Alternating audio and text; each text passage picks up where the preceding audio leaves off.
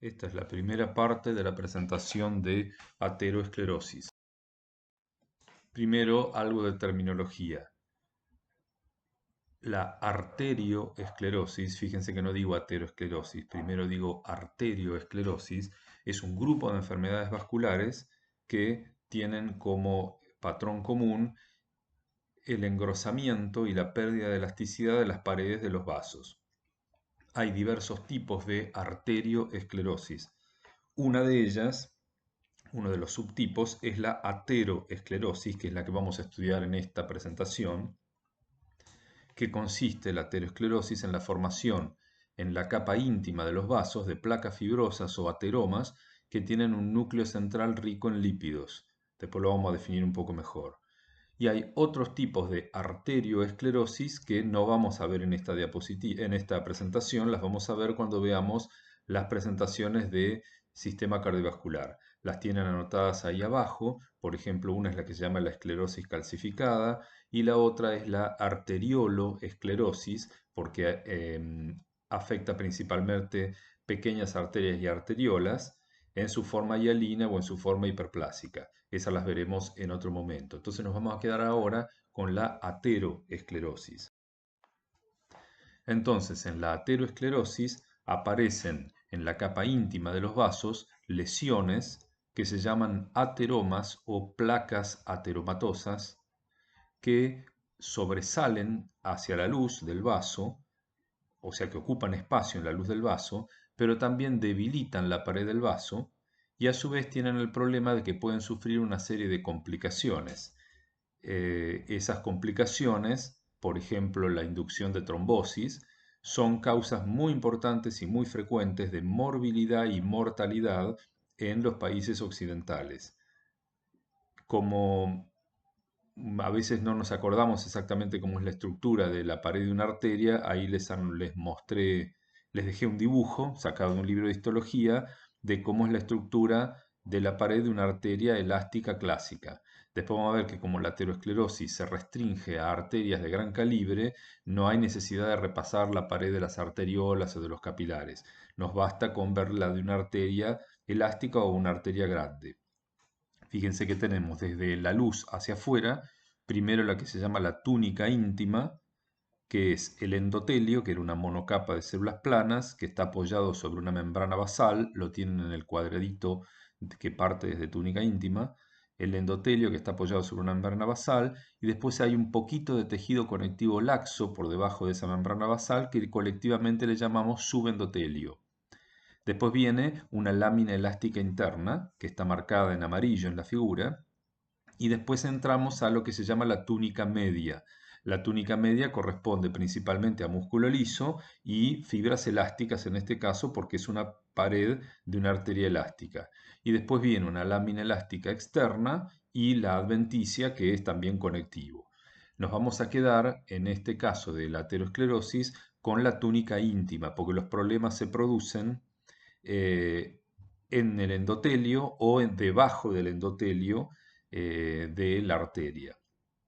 Hay una foto ahí de una arteria coronaria cortada en forma transversal, se ve la sección de la arteria y lo que les muestra con letras blancas es lo que quedó de la luz de la arteria, porque la mayoría de la luz de la arteria está ocupada por el ateroma, por la placa ateromatosa, que está marcado con una flecha roja y delineado con una línea de trazos. Entonces, ¿qué quiere decir? Que la luz verdadera de esa arteria debería haber sido lo que queda ahora, marcado con letras blancas, más todo lo que está ocupado por el ateroma. Si se fijan y recorren, podrían hacer como un círculo. En cambio, más de un 70-80% de la luz de esa arteria está ocupada por ese ateroma. Entonces ya fíjense que eso reduce el flujo de sangre que puede pasar a través de esa arteria. Ya ahí tienen uno de los problemas que produce la aterosclerosis, reducción del flujo de sangre que pasa por un vaso. Pero ese ateroma, dadas las circunstancias, se puede lesionar, puede sufrir lo que se llama una complicación y generar un problema más grave. Por ejemplo, puede aparecer una lesión en el ateroma que predisponga a que se genere un trombo en el lugar, que se produzca un coágulo que termine ocluyendo totalmente el resto de la luz que quedaba de la arteria, en cuyo caso va a generar isquemia del tejido que estaba servido por ese vaso. En este caso sería el miocardio. Todo esto lo vamos a ir desarrollando de a poco en todas las diapositivas que vienen. La ateroesclerosis, si bien se podría producir en cualquier vaso grande, suele afectar con mucho más frecuencia arterias elásticas, o sea, arterias grandes, por ejemplo, la aorta, las carótidas, las ilíacas, ¿m? O algunas de las arterias de la circulación cerebral, como las vertebrales, las basilares y las cerebrales medias. Ahí tienen anotado con números en el dibujo de la izquierda las localizaciones más frecuentes. ¿Ven? Aorta abdominal y arterias ilíacas con el número 1, las coronarias, pero sobre todo los troncos grandes de las coronarias, con el número 2.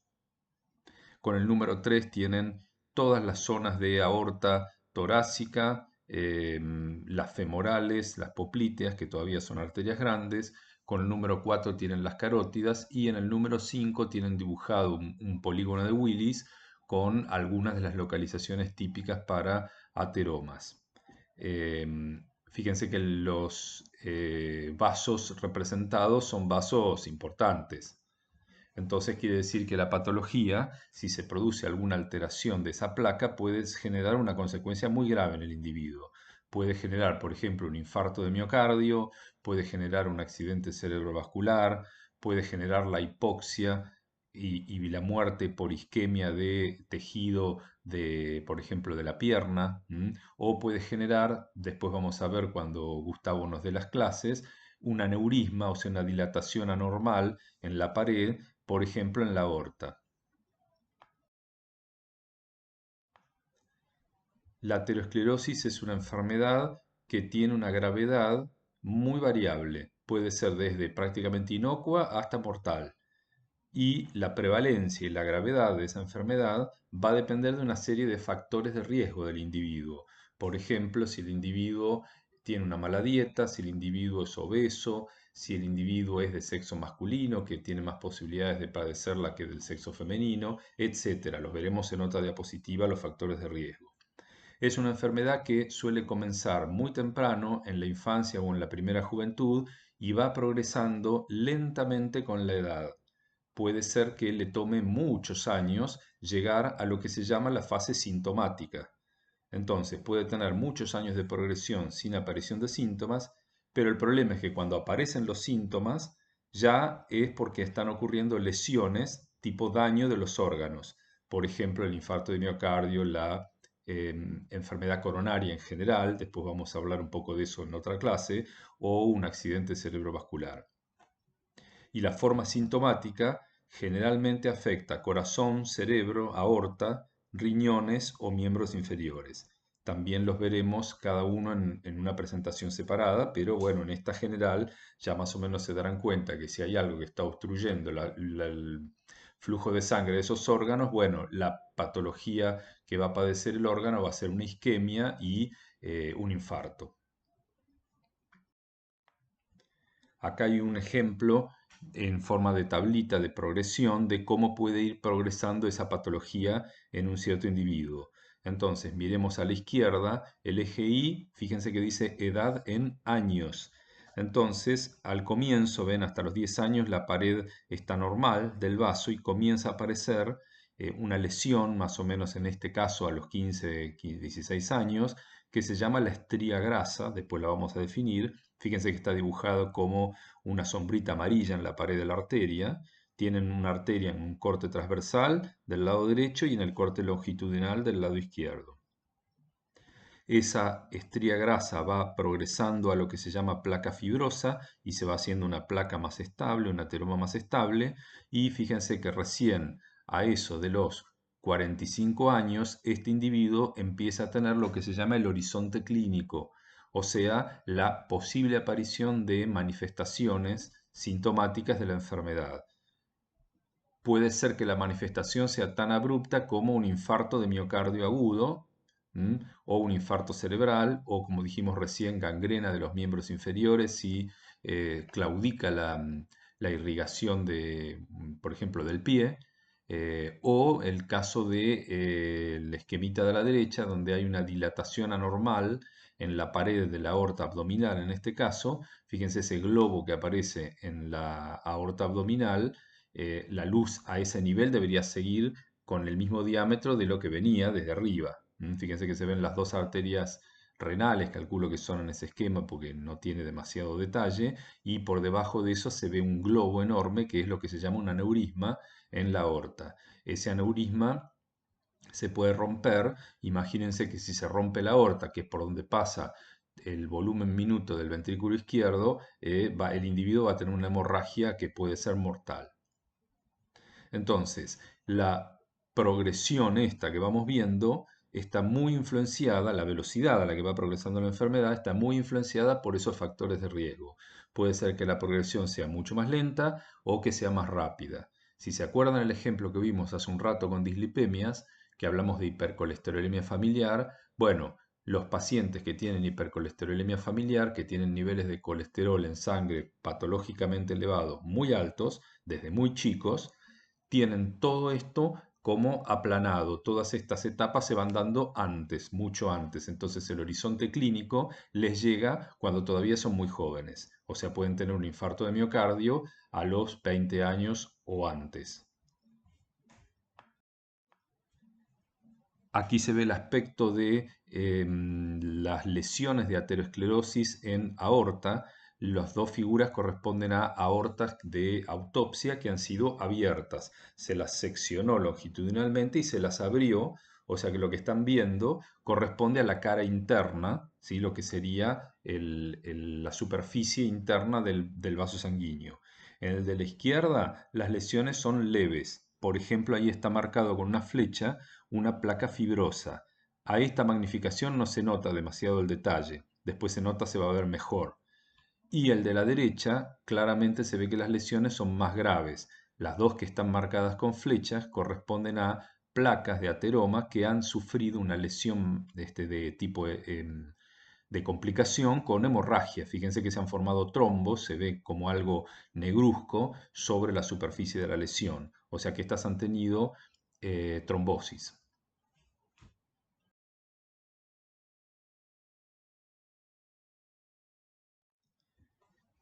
Esta tiene un poco más de magnificación, es lo mismo que la anterior, aorta abierta y se ve la cara interna y con las flechitas están marcados ateromas que todavía no se han complicado, no han tenido lesiones que generen trombos, pero ya se nota que son como pequeñas montañitas que sobresalen, ¿ven? De la luz. Y estos son al nivel de lo que se llama ateromas fibroadiposos. Después vamos a definir los distintos estadios del ateroma. Pero bueno, yo cumplo en anotarles lo que decía la leyenda de la figura esta. En este caso, el patólogo después determinó que estos estaban en el estadio de ateroma fibroadiposo. Fíjense que hay un montón de lesiones, todas esas pequeñas manchitas amarillentas, como en relieve, que aparecen en la superficie interna de esta aorta, corresponden a lesiones de ateroma. Otra más, en este caso hay una arteria coronaria que está en la parte central de la figura. Imagínensela en forma horizontal, yendo como desde el medio a la izquierda al medio a la derecha. Se abrió la luz para mostrarlo y marcadas con flechas hay dos ateromas. Son leves porque todavía no protruyen demasiado hacia la luz de la arteria, no son como los que vimos en la primera diapositiva que ocluían prácticamente toda la luz. Estas son como pequeñas elevaciones en la superficie de la luz que todavía no producen una disminución de la luz significativa. Sin embargo, si esta patología continúa, con los años podrían llegar a un ejemplo como el que vimos en la primera diapositiva. Entonces, ¿cómo es una placa ateromatosa? Va pasando por toda una serie de etapas, pero podemos ver una foto de la madura, el estadio más evolucionado, por decirlo así, de la placa ateroesclerótica, la que tiene todos los componentes. Entonces, ¿cómo se define? Es una placa focal, o sea que está restringida a un lugar puntual del vaso sanguíneo, no es que toda la pared del vaso sanguíneo se extiende por toda la pared, sino que está restringida a ciertos lugares, ocurre en la íntima del vaso sanguíneo, o sea que no ocurre en la capa media, ocurre en la íntima, y está formada por un núcleo central de lípidos extracelulares que se ve ahí, con restos necróticos de tejido y células espumosas, que son esas celulitas que tienen como puntitos amarillos adentro. Se llaman espumosas porque como tienen muchos lípidos adentro, parecen como si tuvieran gotas de aire. Entonces, un centro lleno de lípidos extracelulares, restos necróticos de tejido con células espumosas y una envoltura de ese centro, una envoltura fibrosa que está marcada en el dibujo, que está formada por células de músculo liso y matriz extracelular, sobre todo colágeno, que la consolida, por eso se llama envoltura fibrosa. En esa envoltura fibrosa también puede haber células espumosas y también va a haber en todos los lugares linfocitos, porque vamos a ver que al fin y al cabo es una reacción inflamatoria crónica, la aterosclerosis. Fíjense que el endotelio no desapareció, hay una cubierta de endotelio de la lesión. Después vamos a ver que ese endotelio no es un endotelio normal, es un endotelio que está sufriendo un cierto estrés, pero está cubriendo la placa. Por eso es que la placa, mientras tenga la cobertura de endotelio, en general no produce la formación de un trombo en el lugar. Recién cuando ese endotelio se rompe, se puede llegar a producir. Bueno, entonces esta es la placa aterosclerótica madura que por la forma en que está, podemos decir que es estable. Ah, y de paso, fíjense, en los extremos de la placa, como si fueran las comisuras, los extremos, hay dos pequeños vasitos sanguíneos. ¿Los ven? Uno de un lado y otro de otro. Suele haber entonces neovascularización en esa zona. Bueno, acá hay un ejemplo de una placa aterosclerótica madura. Esta ocluye gran parte de la luz de una arteria coronaria. Fíjense en la parte superior se ve la porción sana de la pared, que no está afectada por la patología. En cambio, la parte inferior, tirando hacia la derecha, es toda la placa. Ven ahí el núcleo central, marcado con una C, de lípidos y restos necróticos y células espumosas, y una envoltura fibrosa que está marcada con F y que en este corte se tiñe de azul porque se usó una tinción especial que tiñe de azul al colágeno.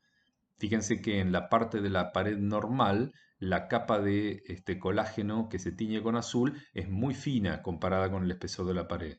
En cambio, en la placa ocupa una porción importante de la superficie de la placa. No se ve el endotelio a esta magnificación porque las células son más pequeñas, pero se asume que sobre esa envoltura fibrosa todavía hay una monocapa de células endoteliales cubriendo la placa. Bueno, fíjense que la luz de esta arteria debería haber sido, si siguen el recorrido de la porción sana de la pared como si fuera un círculo, toda esa debería haber sido la luz de esa arteria. En este caso, más de la mitad, yo diría un 60% de la luz, está ocupada por la placa. Entonces dijimos que la aterosclerosis se la puede considerar como una reacción inflamatoria crónica en la pared arterial y que siempre comienza con alguna forma de lesión endotelial. O sea, se agrede de alguna manera el endotelio y esa agresión al endotelio hace que se produzca una reacción inflamatoria crónica, que es lo que después vamos a ver como la placa ateromatosa. Entonces hay una serie de pasos que van ocurriendo en forma sucesiva. Lo primero siempre es una agresión al endotelio. El endotelio sufre algún estrés, sufre alguna lesión en forma crónica. Después vamos a ver de qué tipo y cuáles son las causas. Esa lesión endotelial favorece el pasaje de lípidos desde la sangre hacia el espacio subendotelial. ¿Qué lípidos? Principalmente las LDL, las lipoproteínas de baja densidad. Ese pasaje de lípidos más la agresión endotelial dispara una respuesta inflamatoria. Entonces llegan monocitos sanguíneos que migran hacia ese subendotelio y se transforman ahí en macrófagos que empiezan a fagocitar lípidos.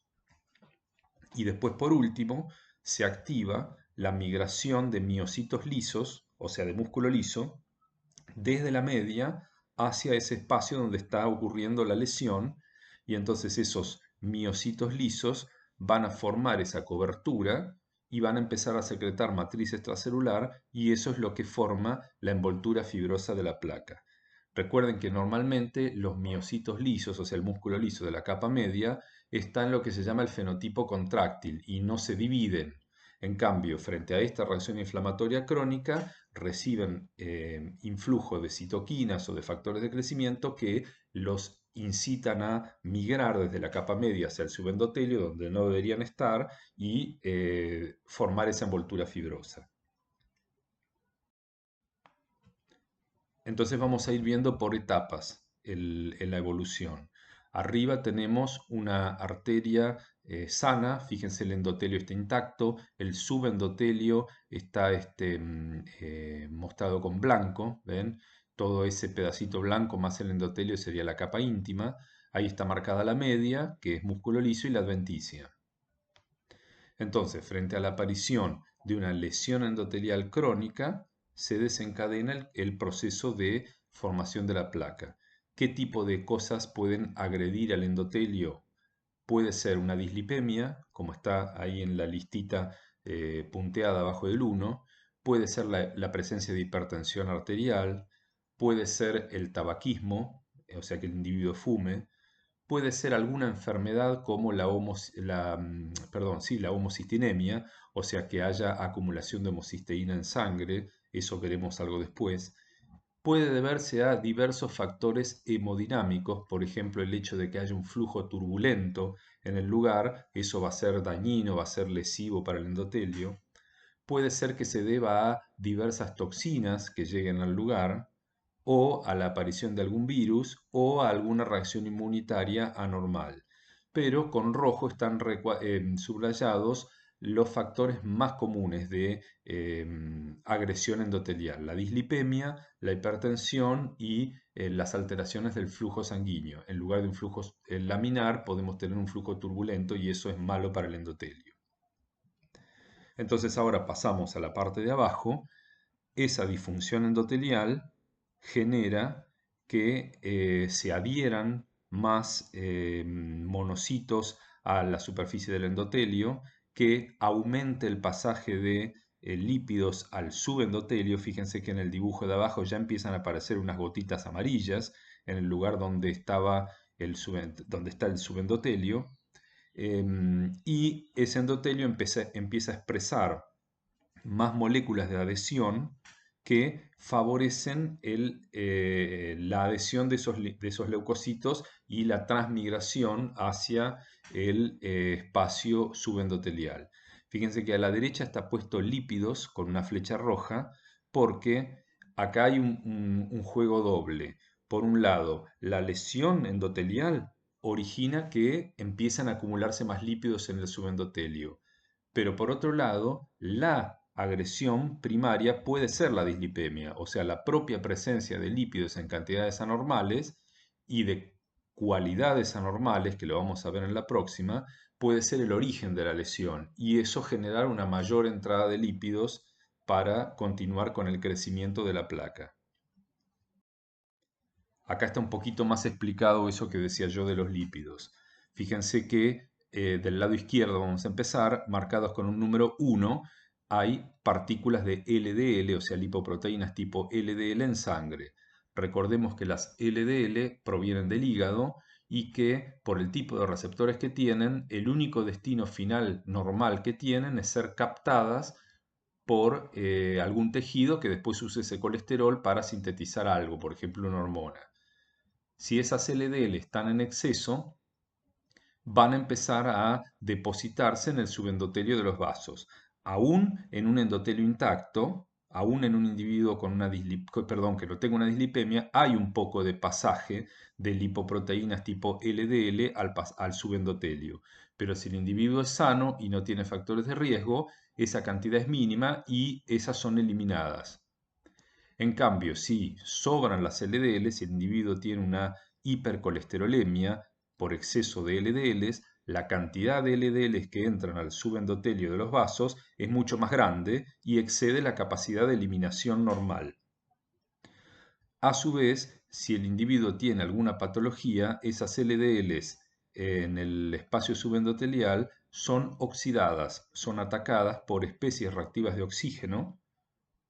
Acuérdense que esos son el radical superóxido, el radical hidroxilo, etcétera, que son oxidantes, y se oxidan algunos de esos lípidos de las LDL, pasando a lo que se llaman las LDL oxidadas, que están marcadas con el número 2, que fíjense que son ahora las mismas bochitas como con unas puntas en la superficie.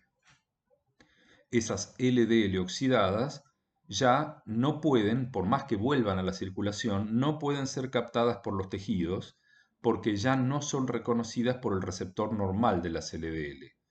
Entonces, una vez que se oxidaron, esas LDL tienden a quedarse en ese lugar y ya no pueden ser captadas por las células que normalmente las limpiaban.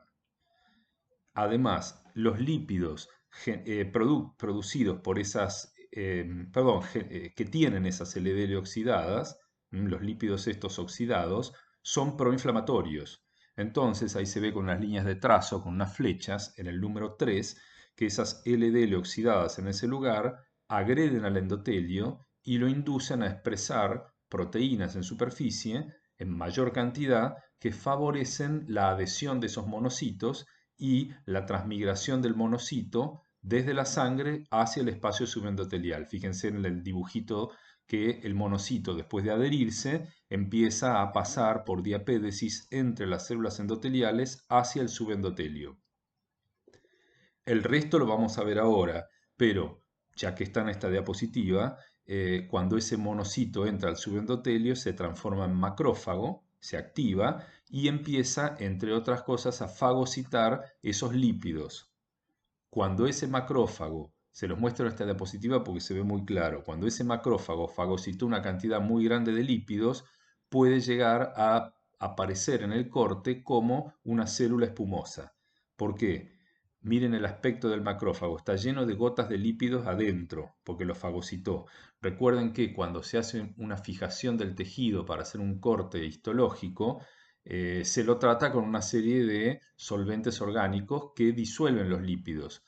Entonces, los lípidos del macrófago se van con el tratamiento que le hacemos al tejido cuando lo fijamos con los solventes y entonces quedan como pequeños huequitos adentro del macrófago que semejan burbujas. Nunca hubo burbujas adentro del macrófago, eran las gotas de lípidos, pero como quedan esos restos tipo burbujas en el preparado, cuando el patólogo los ve como redondelitos blancos adentro de o color amarillo pálido adentro de las células. Y entonces hacen acordar a una espuma dentro de la célula. Por eso se llaman células espumosas. Entonces los macrófagos con esos lípidos fagocitados son lo que se llaman el corte células espumosas.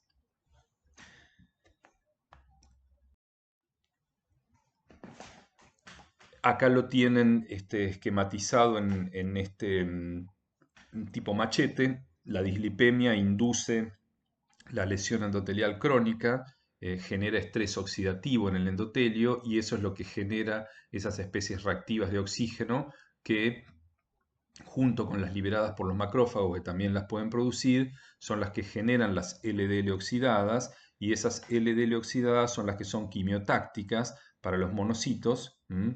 Y además, que eso me olvidé de decir en la diapositiva anterior, además de favorecer la llegada de los monocitos, disminuyen la movilidad de los macrófagos. Entonces es como que los retienen en el lugar. Otra cosa que me olvidé en la diapositiva anterior, dijimos que las LDL oxidadas ya no son reconocidas por los receptores de LDL, entonces no pueden ser endocitadas. ¿Cómo hace el macrófago para endocitarlas entonces? Porque los macrófagos tienen otro tipo de receptores que se llaman receptores tipo scavenger, que es una palabra muy difícil de traducir al castellano, pero podríamos decir como carroñero, como basurero, receptores que reconocen sustancias anómalas, en este caso a las LDL oxidadas. Entonces las pueden endocitar no porque las reconozcan como LDL, las reconocen como algo que está generando problemas y por eso las endocitan. Y entonces ahora estos macrófagos que han endocitado esas LDLs son los que comienzan a liberar factores de crecimiento y citoquinas que van a pasar a hacer que la lesión pase a al próximo estadio. veamos algo más de lo que podemos considerar lesión endotelial. Lo primero que tenemos que entender, que creo que ya lo hablamos cuando vimos otra presentación, que si yo digo endotelio lesionado, no estoy diciendo que las células endoteliales se hayan desprendido, hayan desaparecido, hayan muerto. Cualquier cosa que altere el fenotipo del endotelio se puede considerar una lesión endotelial. Recuerden que el endotelio normal es antiinflamatorio y antitrombótico, o sea, tiene pocas moléculas de superficie que puedan permitir que se adhieran los leucocitos o que se genere la formación de un trombo. Y a su vez libera factores antitrombóticos. Había toda una serie de proteínas o de sustancias producidas por el endotelio o activadas por el endotelio que inhibían la cascada de coagulación. Ese es el endotelio normal. Frente a una lesión, frente a a una agresión, por ejemplo, la dislipemia, el flujo turbulento, la hipertensión, toxinas, que es lo que está mostrado a la izquierda como con un rayito que ataca el endotelio.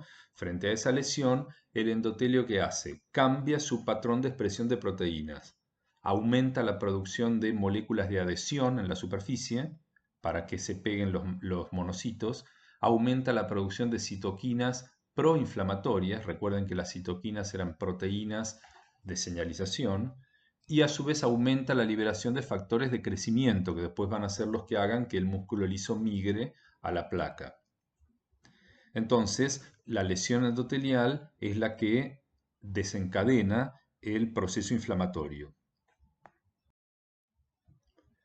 Acá hay un ejemplo de cómo algo tan simple como una alteración del flujo puede generar una lesión endotelial.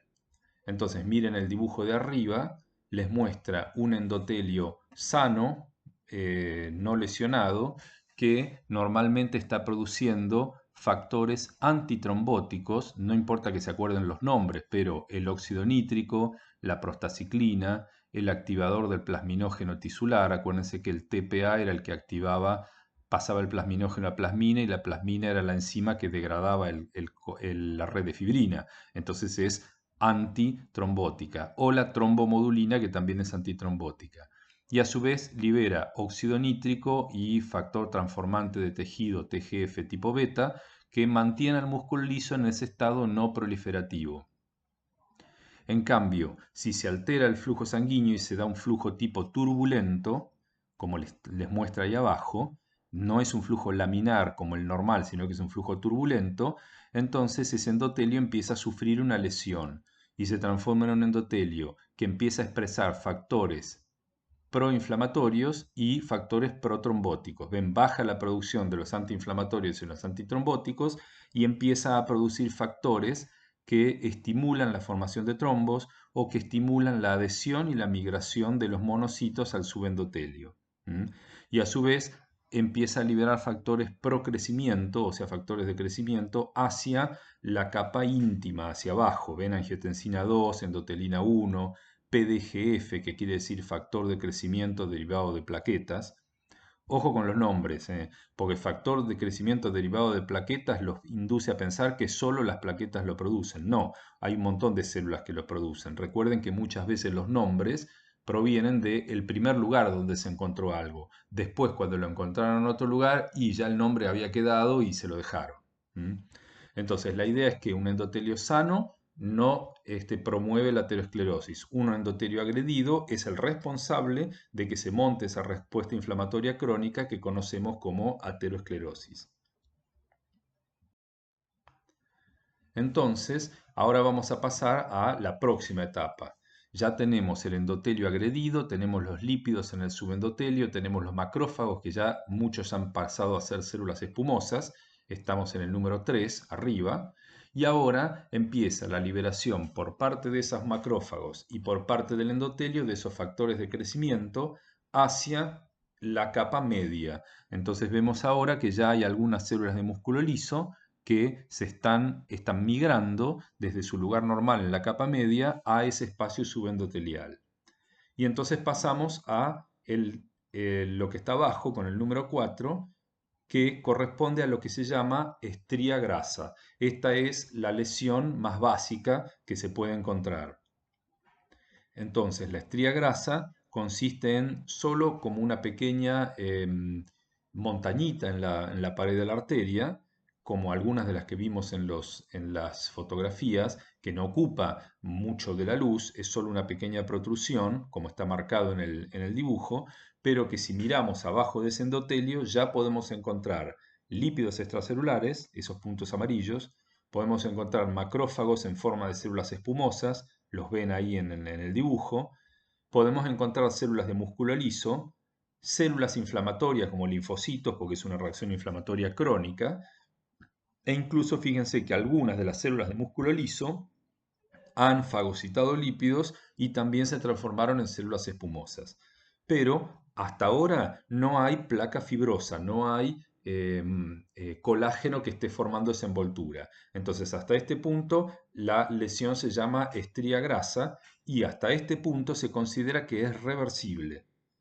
Si el individuo mejora su patrón de lípidos, por ejemplo, baja de peso, deja de tener hipertensión porque está tratado, o tiene una diabetes bien tratada, o hace ejercicio, o mejora la dieta, y entonces mejora la dislipemia, mejora los factores de riesgo y disminuye la agresión endotelial, esta reacción inflamatoria crónica puede ir resolviéndose en forma paulatina y volver a una pared normal. Acá tienen un ejemplo de una estría grasa. Ven que el espesor de la lesión es muy pequeño. Fíjense, tienen la capa media con músculo liso. Miren los núcleos clásicos de las células de músculo liso que se ven como si fueran pequeñas viboritas. ¿Los ven? Por encima tienen un endotelio que en el extremo izquierdo de la figura no tiene ninguna lesión. En cambio, en las tres cuartas partes derechas de la figura se ve una lesión tipo estría grasa. Están marcadas algunas células espumosas con la flecha. Fíjense que se nota muy bien el aspecto de células como si fuera con burbujas adentro. De ahí viene el nombre de células espumosas. Entonces habíamos llegado hasta la altura de la estría grasa, que se considera que es reversible. Si bajan los factores de riesgo puede retrotraerse. Ahora, si esos factores de riesgo o esa agresión persiste, por ejemplo, sigue la dislipemia, el individuo sigue fumando o el individuo tiene una diabetes maltratada o tiene una hipertensión crónica maltratada, entonces esa estría grasa puede evolucionar hacia lo que se llama el ateroma fibroadiposo, que es la placa madura, la que vimos hoy en el esquema antes de empezar a ver las etapas, ese ateroma fibroadiposo, que ahora ya se considera que es irreversible, aunque últimamente se está encontrando evidencia de que en ciertos casos, cuando la lesión todavía no está demasiado madura, aunque ya tenga la cubierta fibrosa, en ciertos casos puede volver hacia atrás. Pero por ahora vamos a quedarnos con la visión clásica de que el ateroma fibroadiposo ya no es reversible. ¿En qué se diferencia del anterior, de la estría grasa? Bueno, fíjense que ahora ya ese músculo liso que había migrado desde la media hacia el subendotelio, hacia la capa íntima, ahora formó toda una cobertura por encima de la zona donde están los lípidos, pero por debajo del endotelio, y empezó a secretar matriz extracelular, sobre todo colágeno, que lo tienen marcado ahí con una línea por encima de ese resto de lípidos, restos necróticos y de las células inflamatorias. Entonces, por eso se considera que ya es irreversible, porque se ha formado una cubierta fibrosa que consolida a esa placa. Por supuesto que esto puede ir creciendo, no quiere decir que se quede así como está. Por acumulación sucesiva de más lípidos y más tejido fibroso, el ateroma fibroadiposo puede ir creciendo. Ahora, mientras se mantenga así, con la cubierta endotelial que sí está estresado ese endotelio, pero está completo, está cubriendo completamente a la lesión y no deja visible hacia la sangre las proteínas de la matriz extracelular que eran protrombóticas, mientras el endotelio esté cubriendo completamente la lesión, decimos que esta placa se llama no complicada. Es más, puede ser que esa placa no complicada tenga la forma de una placa estable y se mantenga años así, creciendo lentamente sin tener complicaciones.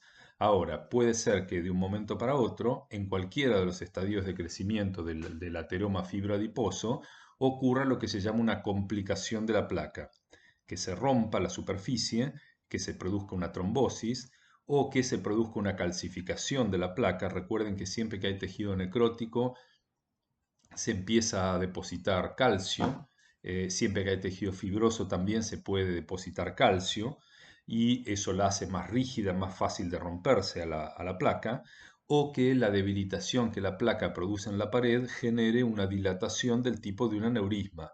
Aneurismas veremos otro día, pero de forma muy rápida piensen como si fuera una gran bolsa donde parte de la pared se aflojó y genera una dilatación de la arteria que se puede romper. Entonces, esa placa de estable puede pasar de golpe a una placa inestable y complicada. Y eso es lo que genera la mayoría de las veces la sintomatología clínica porque produce un trombo y produce un infarto. Acá hay un ejemplo de un ateroma fibroadiposo en un corte. En la parte inferior donde está la letra D se ve la capa media. Fíjense la parte central marcada con una línea negra es el centro del ateroma, que es el centro necrótico en este caso. No tiene demasiada definición la figura, o sea que no podemos ver muchas más estructuras. Y la parte que está marcada con los asteriscos corresponde a la cubierta fibrosa de ese ateroma fibroadiposo. Y acá hay un esquema del ateroma fibroadiposo y las posibles complicaciones que puede tener. Entonces repasemos, está formado por el centro de lípidos extracelulares y restos de células necróticas, va a tener células espumosas y va a tener la cubierta de ese músculo liso con tejido fibroso que lo estabiliza y lo transforma en lo que se llama fibroadiposo, o sea, no solo lípidos, sino también tejido fibroso. ¿Qué tipo de lesiones puede tener? Bueno, se puede calcificar, que está marcado ahí como una zona central con depósito de calcio, y dijimos que la calcificación lo hace más rígido, más factible de sufrir una lesión, más factible de romperse. Mientras no esté calcificado, el ateroma es un poco más blando. En cambio, calcificado es más rígido, se puede romper más fácilmente. Pueden ocurrir erosiones o fisuras en la superficie. Fíjense que tienen algunas marcadas con rojo, una en el extremo izquierdo y otra en el extremo derecho, donde se rompió la superficie endotelial y entonces quedan al descubierto proteínas de la matriz extracelular subendotelial, que eso ya lo vimos cuando hablamos de hemostasia, son protrombóticas.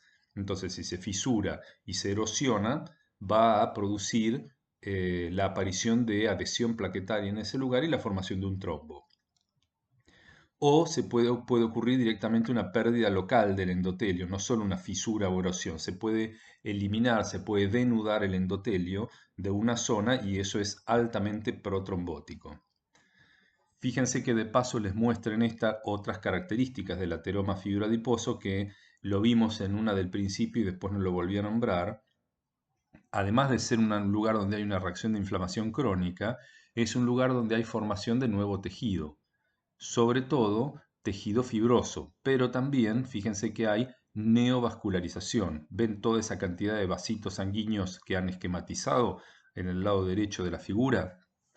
¿Por qué? Y porque si está apareciendo toda una masa nueva de células, hay que nutrirlas. Entonces se desarrolla una serie de vasos sanguíneos nuevos, esos vasa vasorum nuevos, que perfundan a esas células fibrosas, esas células de tejido conectivo que formaron la matriz extracelular que están ahí.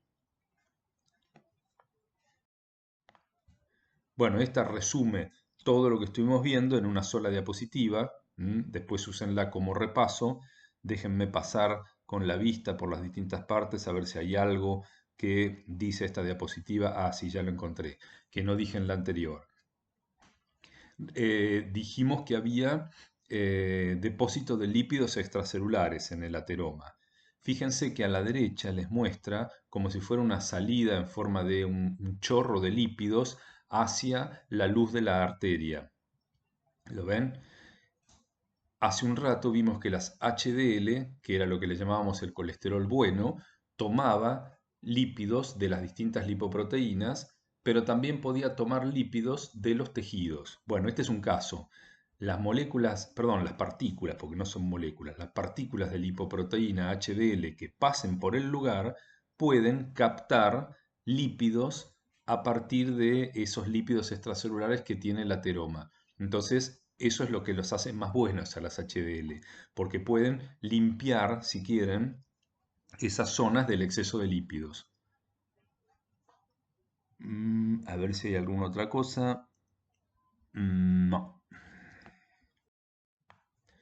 Bien, nosotros dividimos medio arbitrariamente en estría grasa, ateroma fibroadiposo, no complicado y complicado, pero los patólogos tienen toda una terminología y una clasificación como para estandarizar lo que describen, a qué nivel está la lesión. Entonces, esta tabla ustedes no tienen que aprender todos estos estadios, con acordarse de lo que estuvimos viendo hasta ahora está bien, pero fíjense que tienen. Miren a la izquierda la nomenclatura. Lesión 1 tipo inicial, solo algunos macrófagos espumosos aislados. Lesión tipo 2, que es la estría grasa, que tiene lípidos. Lesión tipo 3, en donde ya empiezan a aparecer depósitos extracelulares de lípidos. Lesión tipo 4, que le llaman ateroma ya, que ya tiene lípidos, un núcleo de lípidos extracelulares. Nosotros de manera fácil habíamos nombrado como estría grasa a todas estas, a la 2, a la 3 y a la 4. Después lesión tipo 5, ya le llaman fibroateroma, porque acá además del núcleo de lípidos empieza a aparecer la capa fibrosa y puede haber calcificación. Y la lesión tipo 6 es la complicada, aquella en la cual la superficie de la lesión se ha lesionado y ya aparece una hemorragia, un trombo, etc. Fíjense a la derecha que les muestra en la última de las columnas la correlación clínica. Ven que más o menos hasta el tipo 3, hasta la estría grasa todavía no demasiado desarrollada, se llaman clínicamente silentes las lesiones. Quiere decir que el paciente las tiene y no se entera. Puede ser que pase toda la vida con esas lesiones así y nunca, si no evolucionan más, nunca tengan ninguna manifestación clínica. Ahora, si el paciente tiene más factores de riesgo, tiene una dislipemia más fuerte, puede evolucionar hacia los próximos estadios. Además, recuerden que las estrías grasas, si el paciente mejora los factores de riesgo, pueden desaparecer. Entonces, por eso son clínicamente silentes, porque no producen problemas e incluso pueden desaparecer.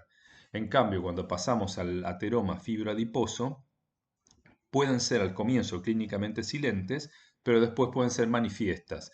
Cuando sufren la complicación van a producir la trombosis y la isquemia del órgano o del pedazo de órgano irrigado por ese vaso sanguíneo. Esta es la primera parte de la presentación de ateroesclerosis.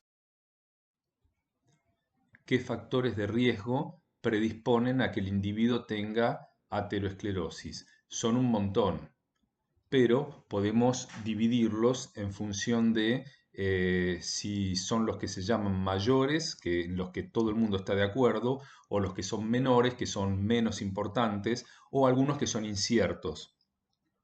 Y fíjense que también se los divide en factores no modificables y potencialmente controlables. Fíjense, edad avanzada y todos a medida que nos vamos poniendo más grandes, vamos teniendo más posibilidad de sufrir aterosclerosis. Sexo masculino. Los varones tienen más tendencia de tener a tener aterosclerosis que las mujeres, sobre todo por el distinto perfil de lípidos en sangre que tienen, aun cuando no tienen ninguna patología. Si se acuerdan del anterior, el ser varón ya me condiciona a tener un poco más de colesterol LDL y un poco menos de colesterol HDL. Y en la mujer es al revés. Y recuerden que el LDL es el que se puede depositar en el subendotelio. En cambio, el HDL es el que me protege y el que va al hígado para la excreción. La historia familiar. Bueno, no la pueden modificar claramente. Si yo tengo un patrón genético que me condiciona a tener una dislipemia, ya está. Anomalías genéticas. Bueno, es más o menos lo mismo que lo anterior. Obesidad. Y si tengo una obesidad, seguramente voy a tener una dislipemia. Inactividad física. Aunque yo tenga un peso normal, el sedentarismo favorece a un patrón proaterosclerótico de lípidos en sangre. Bueno, y otras más. No, no vamos a seguir con esas. O los potencialmente controlables. Bueno, una dislipemia que se puede tratar es predisponente a aterosclerosis. La hipertensión favorece la generación de aterosclerosis. El fumar, el padecer diabetes, el consumir alcohol en forma crónica y no, de nuevo, no un bebedor social que tomo de vez en cuando una cerveza o una copa de vino a la noche, no, un consumo patológico de alcohol, por decirlo así. O la presencia de ciertas variantes de lipoproteínas, como la que se llama lipoproteína A, eso lo verán en bioquímica clínica, o por ejemplo la presencia en la dieta de grasas tipo insaturadas. Esas son las que se llaman grasas hidrogenadas artificialmente, por ejemplo la margarina. ¿Mm? La diferencia entre la margarina y la manteca es que la manteca es un producto natural.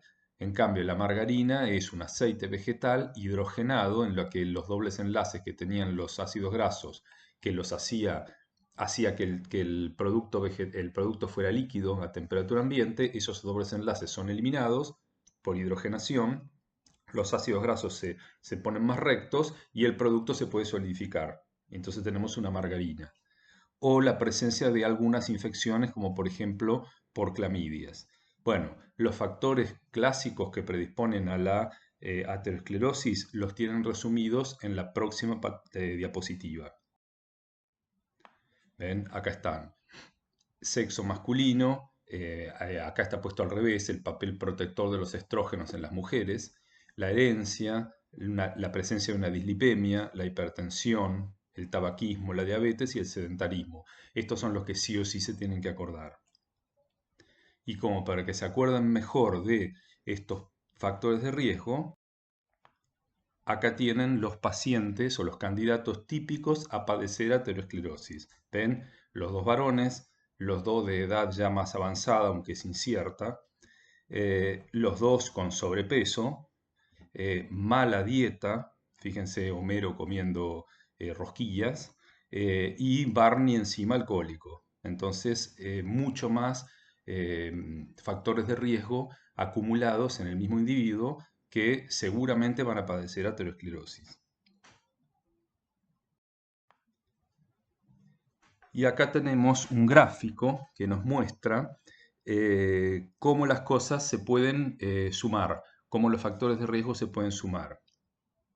Vamos a ir de a poco con este gráfico porque es complejo. Entonces, ¿qué expresa el eje Y? Lo que se llama el riesgo de cardiopatía isquémica al cabo de 10 años. ¿Qué quiere decir esto? Tomo una persona hoy, le hago una serie de estudios de laboratorio y de examen clínico, por ejemplo, qué valor de presión arterial tiene, qué valor de colesterol, si tiene o no tiene diabetes, si fuma o no, etc. Y en base a esos números predigo que de acá a 10 años tiene un cierto porcentaje de posibilidades de padecer un infarto de miocardio o alguna otra patología coronaria, como veremos en otra presentación. Entonces, por ejemplo, el primer grupo de pacientes, fíjense que hay una columna para varones y una columna para mujeres, les da como la situación basal. Tiene una presión arterial sistólica de 120, que esa es normal, un colesterol total de 220, que está bien, un colesterol HDL de 50, no es diabético, no fuma y no tiene hipertrofia ventricular izquierda. Entonces tiene un riesgo muy bajo de padecer un evento coronario dentro de 10 años, ven 8%, 5%. En cambio, si vamos a la segunda de las columnas, perdón, ya ahora el individuo es hipertenso, tiene una presión sistólica de 160, el resto de los parámetros son normales.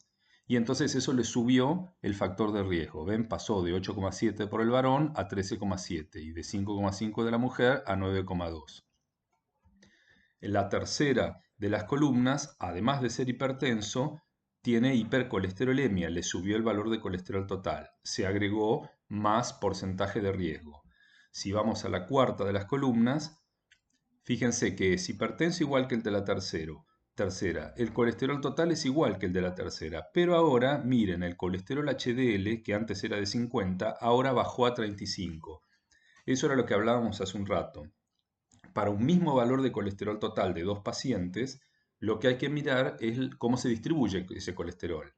Si los dos pacientes tienen el mismo colesterol, el que tiene más HDL y menos LDL está más protegido que el paciente de al lado que tiene a lo mejor el mismo valor de colesterol total, pero tiene un valor de HDL más bajo y un valor de LDL más elevado.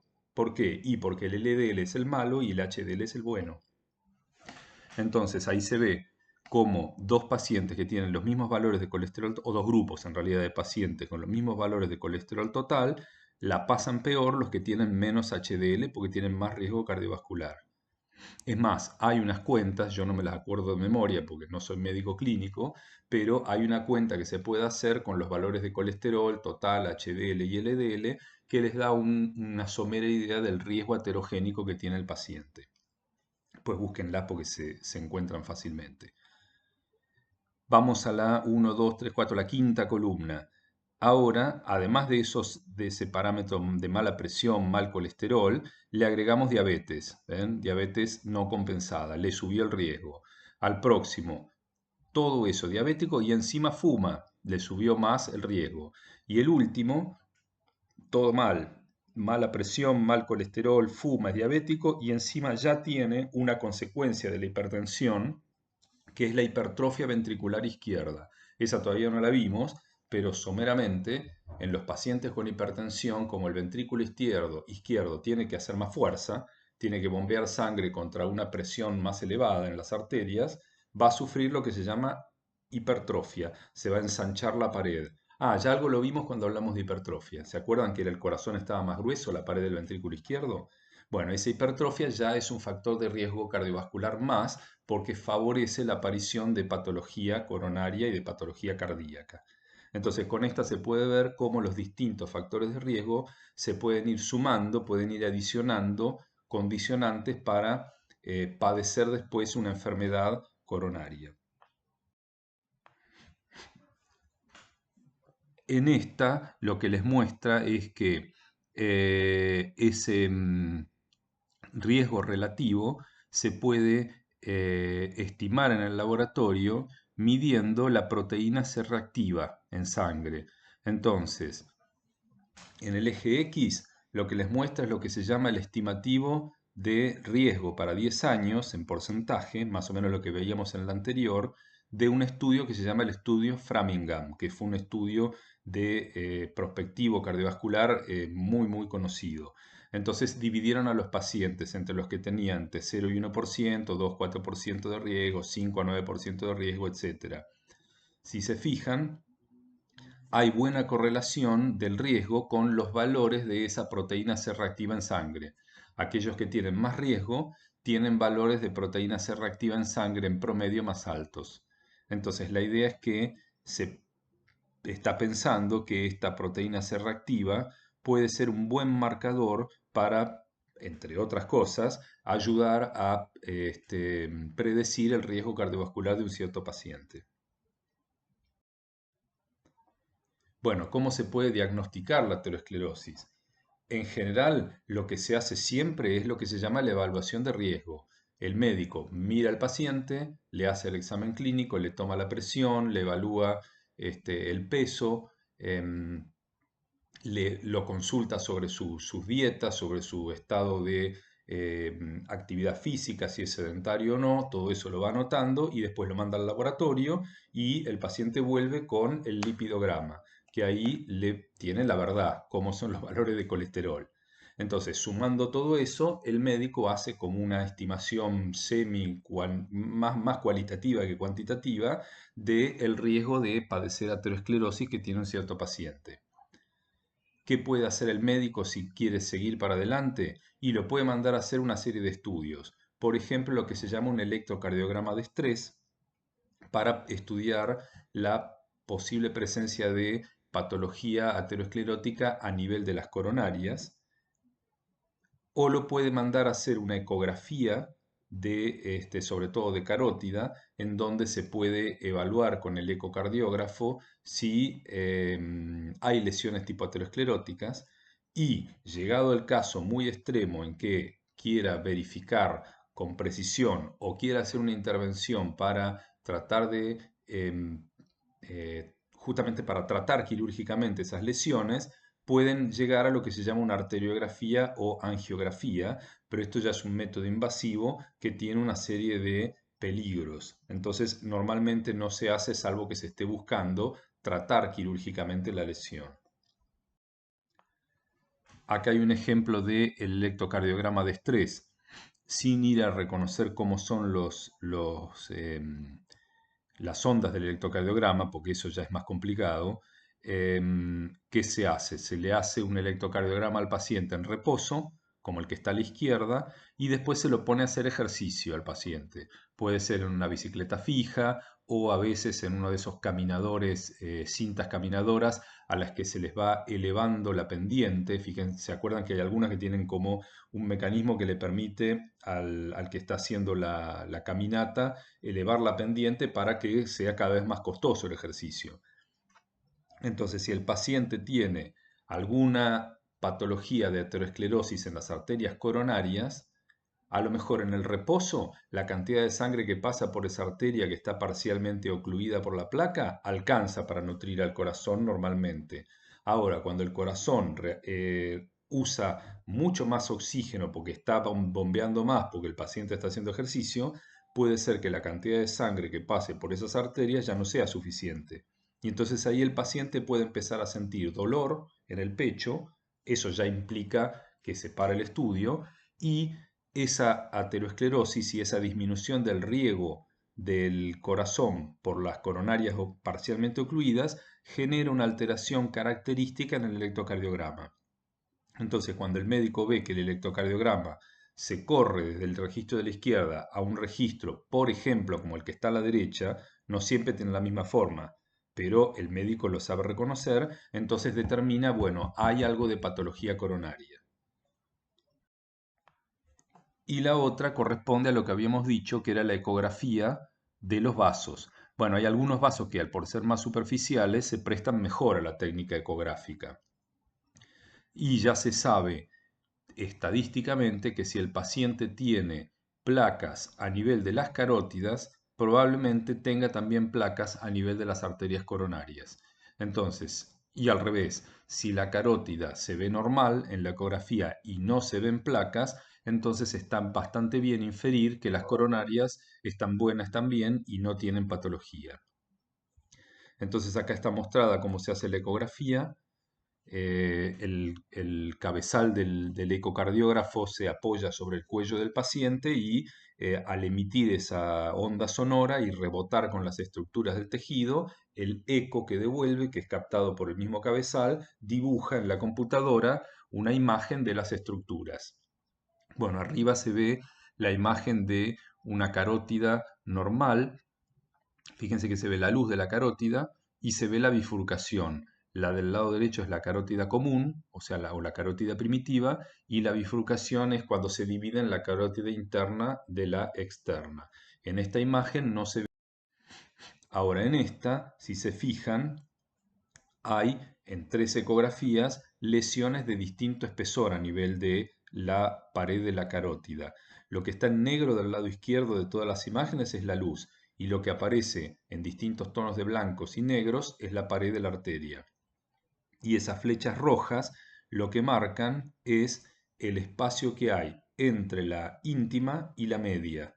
Entonces ahí se ve que a medida que voy yéndome a la derecha en las imágenes, va apareciendo una lesión cada vez de mayor espesor. Se puede hacer una cuenta entre el espesor que tiene la capa media, sacado así gráficamente de la ecografía, con el espesor de la capa íntima. Una relación entre las dos, y eso es lo que me va a determinar el grado de lesión que tiene el paciente. Y llegado el caso, si el médico quiere tratar esa lesión, porque por ejemplo infiere o ve que en las coronarias hay una lesión importante que por ahora no le trae demasiados problemas al paciente, pero que en breve puede ser que se ocluya completamente y le dé un infarto. Entonces, para evitar eso, se puede hacer una intervención que consiste en canular una arteria, por ejemplo, en este caso canularon una femoral, miren el dibujo de la izquierda, y subir con un catéter que está dibujado en azul todo el recorrido de la aorta en forma retrógrada. Ahora vamos al dibujo de la derecha. Fíjense que el catéter sube por la aorta, gira a nivel del callado de la aorta, y acuérdense que las coronarias son las primeras ramas de la aorta, inmediatamente después de la válvula aórtica. Entonces, si el catéter llega hasta ahí, puede girar un poquito y meterse en el orificio de las coronarias. Y ahí liberar un líquido radio opaco que va a ser llevado por el flujo sanguíneo a través de todo el lecho coronario. Entonces eso es lo que se ve acá. Con rayos X se analiza el recorrido que sigue ese líquido radio opaco, que ahora tiñe, por decirlo así, de negro la luz de la arteria. Entonces arriba se ve un árbol coronario normal, hay algunas ramas coronarias marcadas, por ahora no nos preocupemos de los nombres, o sea, no están viendo la pared del corazón, están viendo la luz de las arterias. Y el del lado derecho hay tres imágenes con lesiones. Fíjense en la de abajo, marcado con una línea roja, hay una zona del recorrido de la coronaria donde se ve que de golpe la luz se estrecha. Entonces lo que yo asumo es que en ese lugar es donde está la lesión que está ocupando espacio. Lo mismo se ve en el del superior a la derecha. Se ven algunos puntos donde la luz de la arteria está un poco más estrechada, justo no hay ninguna flecha marcando, pero no importa porque después vamos a ver más de estas. Y en el inferior, de regalo, porque no era el tema de esta, estamos viendo un aneurisma. ¿Ven? Hay una zona que está marcada con una flecha blanca en donde la coronaria se ha dilatado anormalmente. Eso también puede ser secundario a la patología aterosclerótica. Lo que pasa es que acá no vemos una estrechez, sino al revés, una dilatación de la arteria anormal. Bueno, con esto terminamos la presentación de aterosclerosis.